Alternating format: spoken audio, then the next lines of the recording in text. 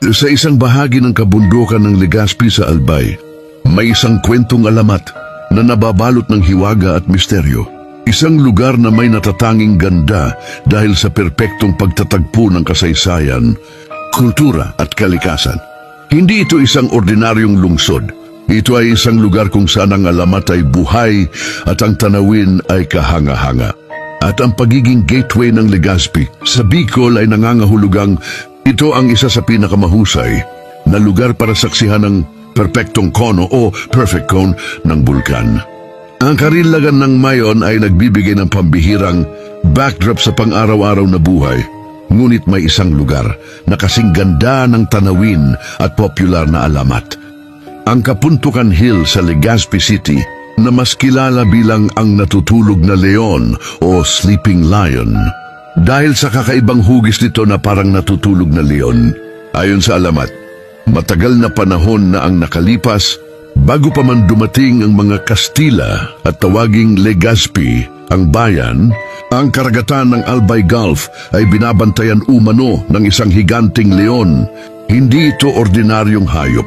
Ang leon ay ang espiritu ng karagatan at tagapagtanggol ng mga sinaunang tao sa Sawangan, ang dating pangalan ng Legazpi Port.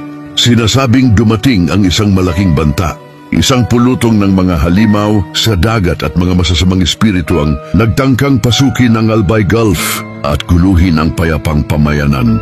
Ang mga halimaw ay nagdala ng malalakas na bagyo, malalaking alon at maitim na ulap. Mabilis na gumising ang leon mula sa ilalim ng karagatan. Nilabanan ng leon ang mga halimaw upang protektahan ang mga tao sa lugar. Gumamit ng kanyang matatalim na kuko at malaking bibig ang leon upang durugin ang mga halimaw sa dagat. Ang mga naninirahan sa Sawangan ay ligtas sa kanilang pamayanan, ngunit napanatag dahil sa alam nilang mayroon silang isang tapat na tagapagtanggol. Nagwagi ang leon. Naituboy niya ang lahat ng masasamang nilalang at muling sumikat ang araw sa Albay Gulf. Ngunit ang leon ay lubhang napinsala at umakyat siya sa taas ng bato.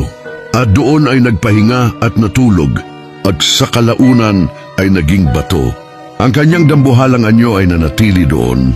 Tila isang natutulog na leon na may matipunong ulo at katawan. Mula noon, ang burol na iyon ay tinawag na Kapuntukan Hill. Sinasabi ng mga matatanda na ang Kapuntukan Hill ay hindi lamang isang burol. Ito ang tanda ng kabayanihan at ang espiritual na tagapagtanggol ng Legazpi. Ang kanyang pagtulog ay nangangahulugan ng kapayapaan.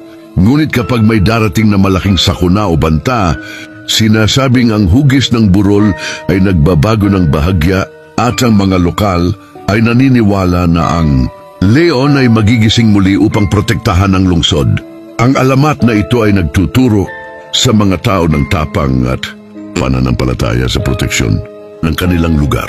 Patuloy na nagpapayaman sa kultura ng Legazpi City na nagpapakita ng malalim na koneksyon ng mga Bicolano sa kalikasan at sa mga pangyayari sa kanilang kasaysayan. Gusto mo ba ang kwentong ito?